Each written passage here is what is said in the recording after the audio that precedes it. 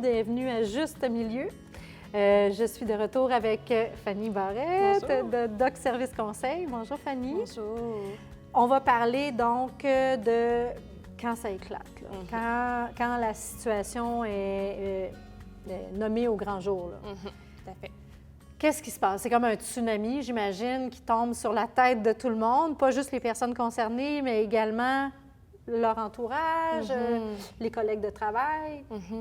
Ça peut potentiellement, effectivement, faire beaucoup de vagues. Oui, hein? Oui, exactement. Oui. Oui. Qu'est-ce qui se passe dans ce temps-là? Qu'est-ce qu'on fait? Qu'est-ce qu'on peut faire? Il y a beaucoup de Comme choses. soutien, Oui, mais en termes d'approche de soutien, évidemment, s'il y a une plainte qui est déposée, on va suivre le cours de ce processus-là. Donc, si une plainte est déposée à la CNSST, les personnes à l'interne, gestionnaires, personnes concernées vont collaborer au processus. Si la plainte est traitée à l'interne, même chose, évidemment, on laisse le processus prendre son cours. On respecte l'espace que ça a besoin d'avoir aussi. Mais il y a quand même d'autres choses en parallèle qui peuvent être faites, Julie, notamment si effectivement il y a deux personnes qui sont concernées par une plainte, par une situation qui est maintenant connue, sans qu'on ait confirmé ou pas que ce soit réellement un harcèlement, mais qu'il y a des impacts. On peut ici, soit, par exemple, instaurer des mesures de contournement qu'on va appeler. Donc, si dans une situation qui a été plus grave, plus sérieuse, par exemple un harcèlement sexuel potentiel, pendant le temps où l'enquête a lieu, où on fait lumière sur la situation, on peut proposer aux personnes, voire imposer une mesure de contournement où, en fait, les deux individus, on va limiter les contacts ou faire en sorte qu'on évite. Maintenant, par exemple, avec le télétravail, on pourrait offrir l'opportunité à une des personnes d'aller travailler de la maison pour éviter qu'il y ait finalement des interactions qui, parfois, pendant l'enquête, pendant le processus là, de rétablissement, les émotions sont vives. La personne qui se fait dire « on porte plainte », pour des comportements que tu as eus, bien, elle aussi, hein, elle a toutes ses réactions. Elle peut tomber même en bas de sa chaise. On se souvient, l'intention des personnes, parfois, qui commettent du harcèlement, mais c'est pas de nuire nécessairement, mais le comportement a des effets nuisibles. Fait que d'apprendre que peut-être une plainte qui vise ma personne, par exemple, bien, ça peut vraiment me chambouler, moi aussi, là, comme personne, par exemple, autant que la personne victime. Donc, on peut avoir l'idée de mettre des mesures de contournement si c'est nécessaire. C'est pas toujours le cas. Donc, les personnes peuvent quand même interagir, conserver le travail, les activités normales, pendant que tout ça a cours. Mais là, à ce moment-là, on active des mesures de soutien. Donc, le gestionnaire qui demeure présent est plus vigilant aussi sur, est-ce que la personne semble en état de travailler, est-ce qu'elle arrive constamment en retard, a l'air stressée, s'isole complètement. Donc là, ça peut être des signes qu'il y a une certaine détresse. Donc, on peut offrir, activer un programme d'aide aux employés. On peut dire, écoute, peut-être qu'on peut te décharger de certaines tâches pour le moment, sachant qu'il y a tout ce processus émotionnel qui est en train de prendre son cours, finalement. Puis ça demande beaucoup d'énergie là, des individus, de part et d'autre. Donc, on peut peut-être essayer d'aller mettre en place ces facteurs de protection-là, de temps, d'espace, d'empathie aussi. Des fois, on n'y pense pas, mais une autre mesure de prévention, Julie, ça peut être de demander aussi qu'on respecte la confidentialité, mais là, à toute l'équipe. Donc, c'est-à-dire que les personnes autour qui, peut-être à un moment donné, se doutent qu'il y a une situation, on ne sait pas toujours qui connaît quoi de la situation d'harcèlement, que ce soit psychologique ou sexuel, mais c'est important de nommer que pendant qu'il y a une enquête ou il y a un processus qui a lieu, bien, on compte sur les personnes pour aussi respecter, finalement ce processus-là. Exact. Pour pas qu'il y ait comme un effet de contagion. Pas non plus, des fois, on observe malheureusement qu'il y a des représailles envers la partie qui a déposé plainte. Puis que le harcèlement, en fait, soit confirmé ou pas, c'est le droit des travailleurs de déposer plainte s'ils se considèrent victimes d'harcèlement psychologique, sexuel, mais parfois, ça crée des réactions. Il y a des collègues qui se disent, mais pourquoi? Comme ça, on essaie de jouer sur la réputation. C'est normal, on peut être choqué. Bonne réputation. Exactement. On fait toujours des blagues de même. C'est ça. Pourquoi là, ça va jusque-là, comme si c'était une tentative là, de venir nuire à la personne. On essaie de calmer ces réactions-là, de vraiment les faire en sorte que ça ne prenne pas trop de place, évidemment. On peut les entendre, c'est important, les réactions de ne pas les cacher, de ne pas les camoufler sous le tapis. Les gens ont droit mais de dire ça ne doit pas nuire au processus. Parce que l'objectif, on se rappelle, c'est toujours de rétablir le climat de travail, la relation de collaboration avec les personnes qui sont concernées. Donc là, on veut activer, s'il y a une personne ressource désignée, bien, cette personne-là peut prendre le rôle de gardienne de climat, d'être vigilante, d'activer, si au besoin, on voit que peut-être qu'une activité, une formation de sensibilisation pourrait être pertinente, bien, on peut commencer à prévoir ça. Comme ça, dans les mesures, même si l'enquête est terminée, il y a eu rétablissement, bien, on a prévu aussi à moyen long terme de soutenir encore le climat, de faire en sorte qu'on n'échappe pas d'autres facteurs de risque, là, notamment ceux qu'on a parlé au niveau de l'équipe. Mais, mon Dieu, est-ce que, puis là, je parle, je mets mon chapeau d'employeur, puis je me questionne à savoir, bien, évidemment, ça dépend du type de harcèlement dont il est question, de la situation, mais moi, j'aurais tendance à jouer, à être, pas un livre ouvert, parce que tout ne se dit pas, mais jusqu'à quelle limite on peut aller aussi. Parce que j'imagine qu'il y a des choses qu'on n'a pas le droit de dire, ça fait partie de la confidentialité des dossiers. Oui. Mais de ne pas jouer à l'autruche, j'aurais tendance à réunir tout mon monde puis à dire, là, ça dépend de la taille de l'entreprise, encore une fois, puis à dire, bien, il se passe ceci. Est-ce que je me trompe en disant, j'aurais tendance à être plus du type livre ouvert, à dire, il se passe ceci, tant que la personne n'est pas accusée formellement de quoi que ce soit, il faut donner le bénéfice du doute. Donc, pour le bien de l'organisation, continuons. Je ne sais pas, est-ce que ça se fait, ça?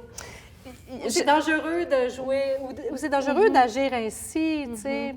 Bien, pour moi, la question que tu soulèves est, de un, elle a toute sa place, là, Julie, c'est une excellente question. Puis je pense que ce qui nous amène à orienter la réponse de ça, c'est quel est le besoin des individus, dans le sens où, tu sais, si tous les collègues sont au courant, bien, tu as raison de dire, si on joue l'autruche, qu'est-ce que ça va avoir comme effet? Oui. Ça va créer du cynisme, ça va jouer sur le lien de confiance avec l'employeur, ça va peut-être exacerber les liens, formation de clan, etc. Mais tu as raison que l'aspect de la confidentialité, elle est majeure. Donc, comme gestionnaire, comme personne qui prend en charge des processus comme ça, on doit toujours se demander, on partage l'information au bénéfice de quoi? Oui. De qui? Oui. Donc, si on se doute que tout le monde, puis on entend même que ça se tout le monde est au courant, bien, vaut mieux, sans révéler les détails, mais juste dire exactement, il y a une situation en ce moment envers telle et telle personne, elle est prise en charge, voici maintenant que vous savez ça, c'est établi, on l'a nommé, mais là, voici ce qu'on demande de votre part aussi. C'est ça. C'est-à-dire le respect de cette confidentialité-là, le fait de ne pas susciter de contagion émotionnelle, outre mesure, qu'il n'y ait pas de représailles, c'est-à-dire on laisse le processus... Envers la victime, envers l'allégué, puis envers le... Puis peu importe que ce soit confirmé ou pas, ça regarde le processus. Oui. Les collègues, là, il y a comme un devoir de discrétion. Oui. Et on leur demande, ça peut être une attente très formelle de dire, là, on vous demande de respecter ce processus-là. Si vous avez des questions, voici vers qui vous tournez, mais s'il vous plaît, entre vous, soyons de bonne foi, activons notre civilité aussi entre nous. C'est une belle occasion, là, de se faire confiance puis de tester. Oui. Donc, cette espèce de climat qu'on veut, évidemment, le nourrir. Mais tu as raison, c'est très délicat. La confidentialité, on essaie de l'assurer autant que possible, mais en même temps, comme tu dis, on ne veut pas jouer à l'autruche. Non. Donc, ça peut nuire. Parce que souvent, en tout cas, quand ça sera à un certain stade, corrige-moi là, si je me trompe, je n'ai jamais vécu la chose, mais je crois qu'il y a une possibilité d'enquête au sein même de l'organisation. Tout à fait. Et là, donc, les gens sont concernés, c'est comme un éléphant dans la pièce. Si on n'en parle pas, si on ne l'adresse pas, j'ai l'impression que ça envenime les choses. Tout à fait. Mais bon, comme tu dis, c'est de faire en sorte d'être transparent dans la mesure du possible en demandant aux gens d'être discrets puis tout à fait. De laisser le processus se dérouler. Oui. On clarifie ce qu'on peut clarifier, en fait. Tu as raison, il y a toujours des zones d'ambiguïté dans ces situations-là, c'est très gris. Mais qu'est-ce qu'on sait? On sait qui a quel rôle. Donc, voici la personne ressource désignée, notre spécialiste en RH ou notre gestionnaire nommé pour gérer ce type de situation-là. Si une personne externe qui est impliquée, parfait, voici son rôle. Oui, ça se peut que vous voyez qu'il y a quelqu'un qui vient au bureau, qu'on ne connaît pas. C'est normal, c'est une personne qui va nous aider à régler la situation. On n'a pas besoin d'en dire plus. Donc, on respecte autant que possible la confidentialité. pour que les personnes qui sont concernées, ça fait partie aussi du respect de leur dignité. Ben oui. Donc, c'est un processus qui leur appartient. On veut leur donner du pouvoir là-dedans, puis faire en sorte qu'au niveau de la réputation, bien, ils ne sentent pas que ça vient jouer contre eux non plus. Oui. Donc, on active les ressources, on clarifie les rôles, puis on clarifie aussi à quelles ressources ils peuvent se tourner. Parce que comme collègue, il peut y avoir des gens qui ont été témoins de comportements d'harcèlement. Et là, oui, on sait d'ailleurs que les effets pour des témoins, autant que pour des victimes, il peut y avoir augmentation de l'anxiété, de stress, de conséquences autant physiques que psychologiques. Donc, on peut aussi offrir des ressources de soutien psychologique, même aux collègues qui en sentiraient le besoin. Dire, on ouvre notre porte, mais moi, comme gestionnaire, je peux aussi ne pas être à l'aise d'écouter puis d'entrer dans ça. Parfait, mais je prévois une ressource qui va répondre à ces besoins-là s'il y a. Donc, je pense que dans cette zone d'ambiguïté, il y a quand même des repères qu'on peut se donner. Puis toujours, évidemment, bien, à l'externe, les organismes, la CNESST, appeler, valider un peu qu'est-ce que je dois faire, voici la problématique. Il y a des personnes dont c'est le travail de vous soutenir, d'accompagner les gestionnaires. N'hésitez pas. C'est normal de ne pas avoir les ressources, de se sentir démunis. C'est des situations uniques à chaque fois. Donc, même si nous, on est intervenant chez DOC, on accompagne les entreprises, bien, d'une situation à l'autre, il y a des individus différents.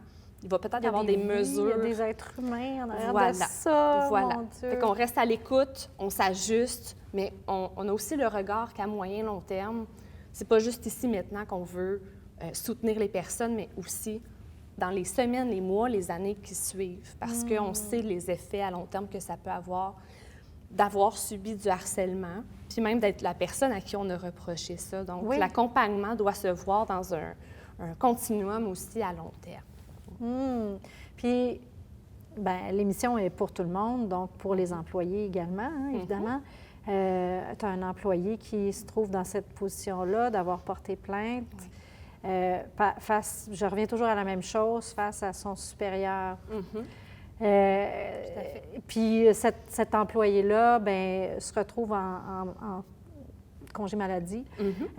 Qu'est-ce qui arrive à ce moment? Parce que, tu sais, il y a l'enjeu du climat de travail, mais il y a aussi, et beaucoup, l'enjeu de je dois payer mes factures à la fin du mois. Tellement. Ça doit tellement être lourd, être pesant, puis l'entreprise aussi, je dois être productive à travers tout ça, tout dépendant de la taille de l'entreprise.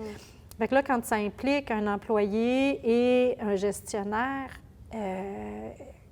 qu'est-ce qu'on fait pour soutenir l'entreprise? Qui est une victime de ça, puis l'employé qui se retrouve à être dans le rôle de la victime contre son employeur. C'est des situations délicates. On essaie d'activer quand même les mêmes ressources. Donc, de là, l'importance d'avoir une personne, ressource désignée à l'interne, dans notre entreprise, dans notre milieu, qui va avoir la responsabilité de faire appliquer la politique, mais aussi d'accompagner tout le processus d'enquête, probablement, et où va référer à la personne externe qui va être engagée pour prendre ça en charge. Si nous, on n'a pas cette ressource-là, on active celles qui sont autour de nous. La CNESST en est une, évidemment, parce qu'elle a ce rôle central de soit mener la plainte au bout de son processus, mais aussi d'être en soutien.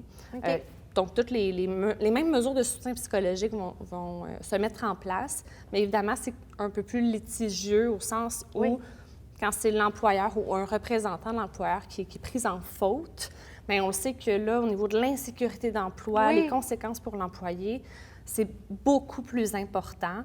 Donc, on va souhaiter encore plus faire confiance. Je vous dirais, là, c'est vraiment la direction qui doit être cohérente avec ce qu'elle a pris comme décision au niveau de sa politique. Donc, respecter les délais, faire en sorte au niveau de la confidentialité que si le gestionnaire est pris dans cette situation-là, bien, on demande aux autres gestionnaires aussi d'agir de bonne foi, d'être des alliés dans le respect d'un climat de travail. S'il y a des parties syndicales impliquées, même chose. Au fond, ce qu'on veut tous, là, peu importe qu'on soit d'une partie patronale, syndicale, employée, etc., peu importe notre rôle, le but, c'est d'avoir un milieu de travail où... Qui est sain. Exactement. Le climat est sain. Ça devrait tous être notre objectif commun. Donc, on revient à ça. Je sais que dans les faits, il y a des relations, on peut se dire, bien, moi, le gestionnaire, c'est mon collègue depuis 12 ans, on se connaît bien, voyons, ça ne peut pas arriver. Bien, écoute, on laisse le processus faire lumière sur la situation. Moi, mon rôle comme collègue, employé, c'est pas mon travail d'être juge et partie. Oui, on laisse les personnes compétentes s'en Oui. charger, mais on reste attentif aux conséquences que ça peut avoir pour les personnes. Donc, c'est le réflexe d'être en soutien, le réflexe de ne pas nuire au processus qui est en cours. À mon sens, c'est des réflexes qui vont être adaptés, évidemment, à chaque situation, mais qui, pour moi, vont être le plus au service. Oui, tout à fait. Exactement. Hey, merci, Fanny. Merci. Comme toujours, d'une éloquence extrême. C'est un plaisir. Merci infiniment, vraiment. Merci.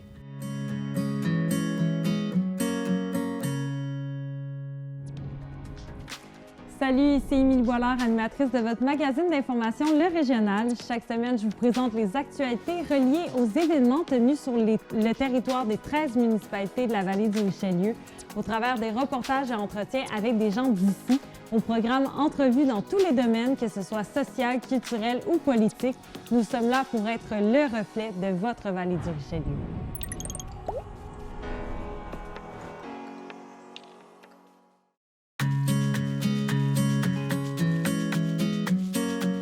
Aujourd'hui, je suis avec Claude de chez École aux femmes. C'est quoi ton titre exactement, Claude? Je suis directrice des ressources humaines.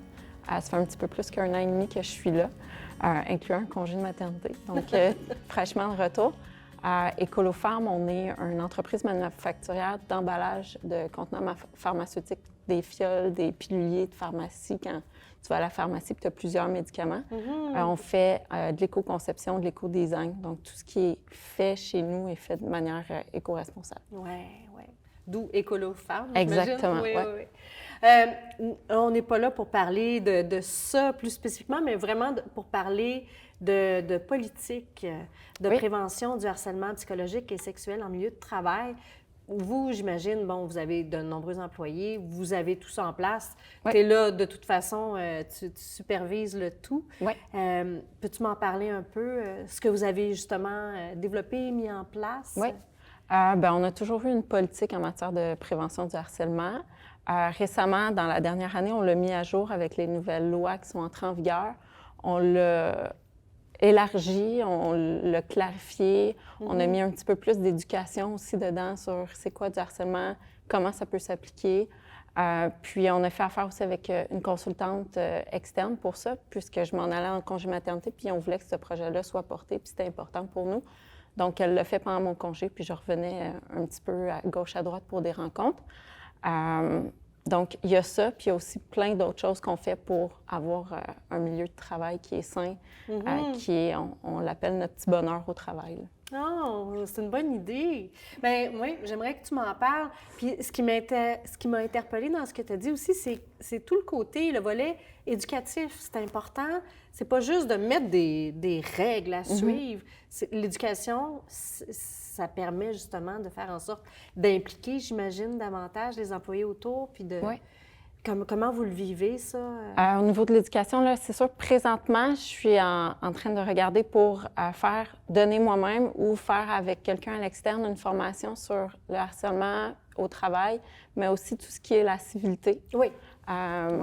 Donc, surtout pour les employés d'usine, c'est pas tout le monde qui a les mêmes définitions, c'est pas du respect de c'est quoi une marque de courtoisie. C'est important de dire bonjour à tes collègues le matin. Pour certaines personnes, pas dire bonjour, c'est manquer de respect. Pour d'autres, ils s'en foutent. Donc, tout ça. Puis, sinon aussi, il y a 2 ans, on a fait un diagnostic RH. Donc, on a fait sonder toute l'entreprise sur c'est quoi les enjeux qu'ils vivaient présentement, tout ça. Puis, il y en a beaucoup que ça a soulevé le manque de communication. Ah oui. Donc, c'est tellement important, oui. Oui, autant au niveau hiérarchique ou au niveau entre les employés. Donc, on a mis en place dans la dernière année une formation de communication non violente. Donc, on a un coach qui est venu à plusieurs reprises. Là, je pense qu'on est rendu à 6-7 rencontres. Toute l'équipe d'administration, l'équipe de direction. Donc, on fait des ateliers sur comment bien communiquer, comment comprendre les besoins des autres, que tout ce qu'on fait est lié à un besoin, que le besoin est légitime, mais peut-être que la stratégie pour répondre aux besoins ne l'est pas. Donc, comment s'ajuster, puis comment mieux communiquer ensemble. OK. Ça a l'air de quoi comme... Ben, c'est toutes des belles choses Ouais. que tu me dis. Honnêtement, là, depuis le début de mes rencontres comme ça, je dis toujours, la communication, c'est comme... Ça fait foi de tout, littéralement. Fait que je suis totalement d'accord avec ce que tu m'apportes comme information. Ça cadre tout à fait. Mais là, je veux t'entendre là-dessus. Faire des exercices comme ça pour apprendre à communiquer... On fait, des fois, on prend des situations qui est arrivées avec un employé, puis puis là, on a un coach qui, par exemple, toi et moi, Oui. on discute, puis là, on parle de notre mésentente, puis on dit, OK, mais pourquoi tu as répondu comme ça? Tu sais, est-ce que tu avais le sentiment que...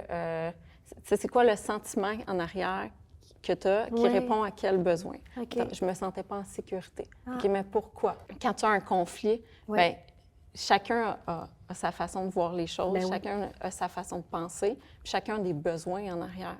Peut-être que toi, d'arriver à l'heure pile, ben c'est satisfaisant pour toi. Puis l'autre, il a le besoin que tu arrives 5 minutes avant pour mieux communiquer qu'est-ce qui s'est passé avant, pour dire « Ah, j'ai eu cet enjeu-là sur tel corps de travail. Puis quand tu arrives tout le temps à la dernière minute, mais pour lui, il y a un manque de respect, ou ça vient de l'irriter. Tu sais. Fait que comment mieux communiquer ces petits enjeux-là que des fois, à la force, mais là, ça cause des conflits. Tout à fait. Désamorcer tout ça. Avant que ça se transforme finalement en harcèlement ou ce qui Ouais. pourrait être perçu Ouais. comme ça. Parce que là, ce que je sens, c'est qu'il y a beaucoup de questions aussi de perception. Oui. Hein? Puis ça part de chaque individu qui fait partie de cette équation-là, finalement, de ta perception de la situation, de tes besoins.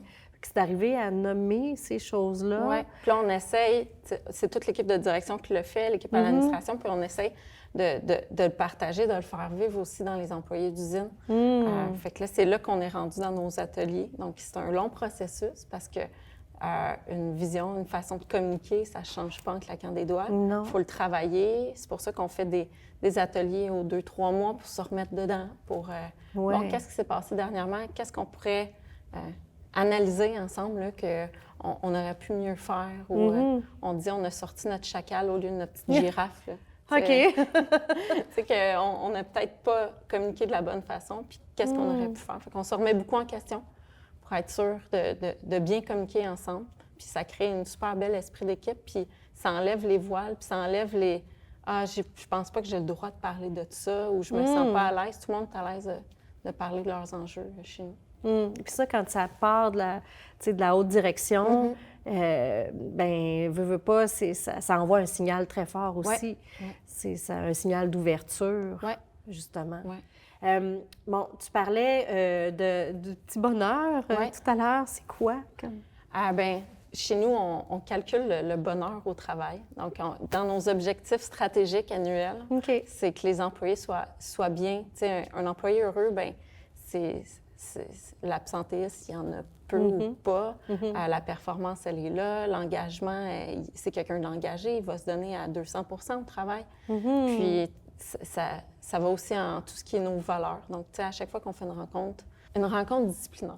Oui, une rencontre disciplinaire avec un employé dans l'usine, bien, on va toujours miser sur nos valeurs. Tu sais, le travail d'équipe, l'excellence, le respect. Fait que quand on adresse un enjeu à quelqu'un, bien, on s'appuie sur nos valeurs parce qu'on veut les faire vivre au travail.